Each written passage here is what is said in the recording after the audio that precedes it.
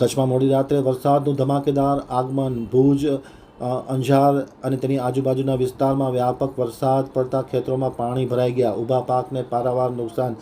આજે પણ વરસાદી માહોલ સમગ્ર કચ્છમાં છવાયો છે ત્યારે વરસાદ પડશે તો પાકને વધુ નુકસાન થશે.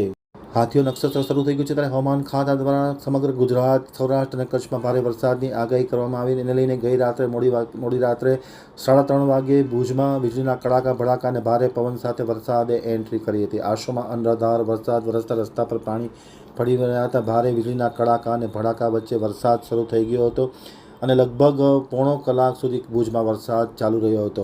કમોસમી વરસાદના કારણે ખેડૂતો નુકસાનીમાં આવી ગયા છે. ખાસ કરીને અંજારથી અમારા પ્રતિનિધિનો અહેવાલ પણ જણાવે છે કે અંજારના રતનાલમાં ભારે વરસાદના કારણે ખેતરોમાં પાણી ભરાઈ ગયા છે. પાણી ભરાઈ જવાના કારણે ઊભા પાકને પારાવાર નુકસાની થાય તેવી ભીતિ સેવાઈ રહી છે. મગફળી અને કપાસના પાકને પણ વ્યાપક નુકસાની થાય તેવી ભીતિ સેવાઈ રહી છે. આજે પણ સમગ્ર કચ્છમાં હવામાન ખાતાએ વરસાદનું એલર્ટ આપવામાં આવ્યું છે. તેને લઈને ભારે માત્રામાં બફારો જોવા મળી રહ્યો છે અને વરસાદ આવે તેવી વાતાવરણ પણ જોવા મળી રહ્યું છે. હજુ પણ કચ્છમાં વરસાદની આગાહી કરવામાં આવી છે. જો કમોસમી વરસાદ પડશે તો ખેડૂતોને મોટો ફટકો પડશે એવું જાણવા મળે છે. ભુજના કાળી તલાવડી, ચરોપરી, પદ્ધર સહિતના વિસ્તારમાં પણ ભારે વરસાદ પડતા ખેતરોમાં પાણી ભરાઈ ગયા છે. મગફળી, કપાસ, તલ, બાજરી, મગ સહિતના પાકને ભારે નુકસાની થઈ રહી છે અને આજે જો ધોધમાર વરસાદ પડશે તો પાકને પારાવાર નુકસાન થશે તેવું ખેડૂત વર્ગ માની રહ્યા છે અને ખેડૂતોને મોટો આર્થિક ફટકો પડશે.